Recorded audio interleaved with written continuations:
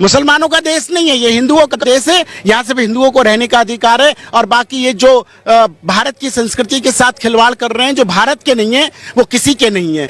क्या आप जानते हैं कि अंग्रेजों के खिलाफ लड़ाई लड़ने वाला पहला शख्स एक मुसलमान था? मुसलमानों ने ही भारत की आजादी के लिए सबसे पहले हथियार उठाए। अंग्रेजों भारत छोड़ो का नारा देने वाला शख्स भी एक मुसलमान था। मुंबई में पैदा होने वाले यूसुफ मेहर अली ने ही 1942 में सबसे पहले इस नारे का प्रयोग किया। साइमन गो बैक का नारा भी यूसुफ मेहर अली ने दिया था।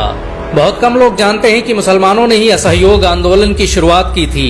1920 में खिलाफत आंदोलन के दौरान मोहम्मद अली जौहर और मौलाना अबुल कलाम आजाद ने सबसे पहले अंग्रेजी सामान का बहिष्कार करने की रणनीति बनाई, जो कुछ ही दिनों में पूरे भारत में फैल गई। असहयोग आंदोलन में मुसलमानों ने बढ़ चढ़कर हिस्सा लिया। भारत के सबसे बड़े शुगर व्यापारी हाजी सबू सिद्दीक ने अपनी शुगर फैक्ट्री पूरी तरह बंद कर दी। ये फैक्ट्री इतनी बड़ी थी कि इसके द्वारा बनाई गई शुगर पूरे इंग्लैंड में इस्तेमाल की जाती थी।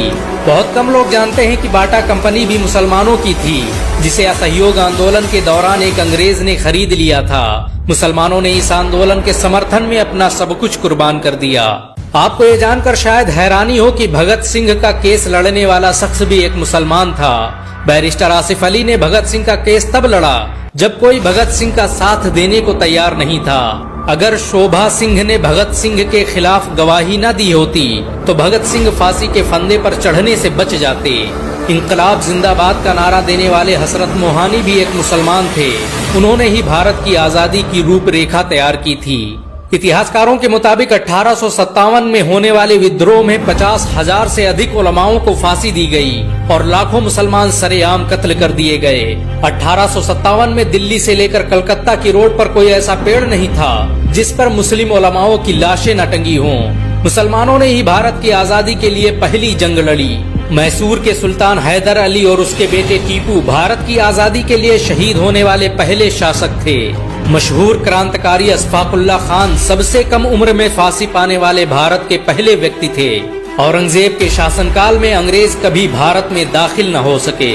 बहुत कम लोग जानते हैं कि जय हिंद का नारा एक मुसलमान आबिद हसन सफानी ने दिया था।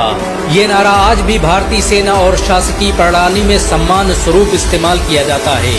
तिरंगे का निर्माण करने वाली सुरैया तैयब जी भी एक मुसलमान थी।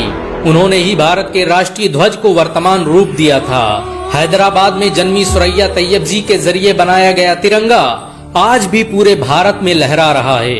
मुसलमानों ने भारत के लिए जो किया वो आज तक कोई नहीं कर पाया।